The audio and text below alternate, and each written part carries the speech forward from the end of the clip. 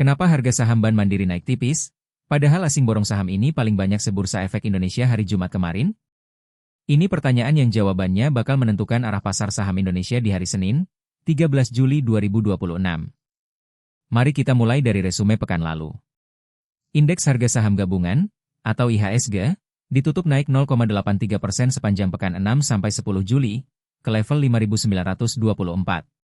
Penguatan paling tajam terjadi hari Selasa, plus 1,19%, didorong 10 dari 11 sektor yang menghijau bersamaan.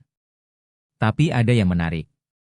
Volume transaksi harian justru turun 8,88% dibanding pekan sebelumnya.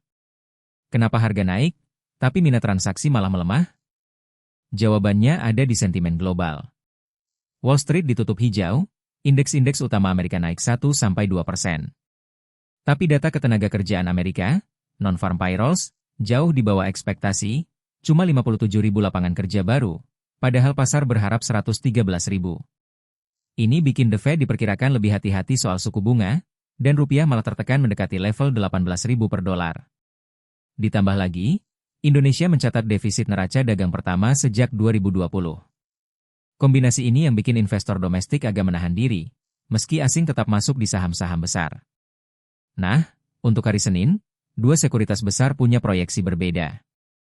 Pintraco Sekuritas bilang IHSG bakal sideways di kisaran 5.800 sampai 6.000. Sementara MNC Sekuritas lebih optimis, memproyeksikan potensi lanjut menguat ke 6.083 sampai 6.203, asal tidak terkoreksi ke bawah 5.752. Sekarang bagian paling penting. Bukan cuma dengerin analis, saya riset sendiri lewat data transaksi real di Stockbit. Dan hasilnya cukup menarik.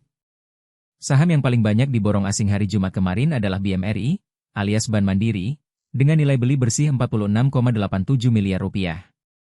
Di posisi kedua ada Adaro Energy, dengan 30,66 miliar. Tapi ini yang menarik.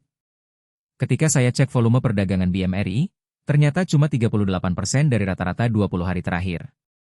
Artinya, meski asing masuk besar, partisipasi pasar secara keseluruhan masih tipis. Kenaikan harganya belum dikonfirmasi lonjakan volume, jadi ini sinyal yang perlu ditunggu konfirmasinya di awal sesi Senin. Bandingkan dengan PGAS, alias perusahaan gas negara. Volumenya justru 129% di atas rata-rata, dengan skor akumulasi bandar yang juga masuk 10 besar. Kombinasi volume tinggi plus akumulasi bandar ini biasanya jadi sinyal yang lebih meyakinkan dibanding kenaikan harga dengan volume sepi. Ada juga DRO Dana RCI yang volumenya normal, RSI-nya masih di zona netral, belum jenuh beli.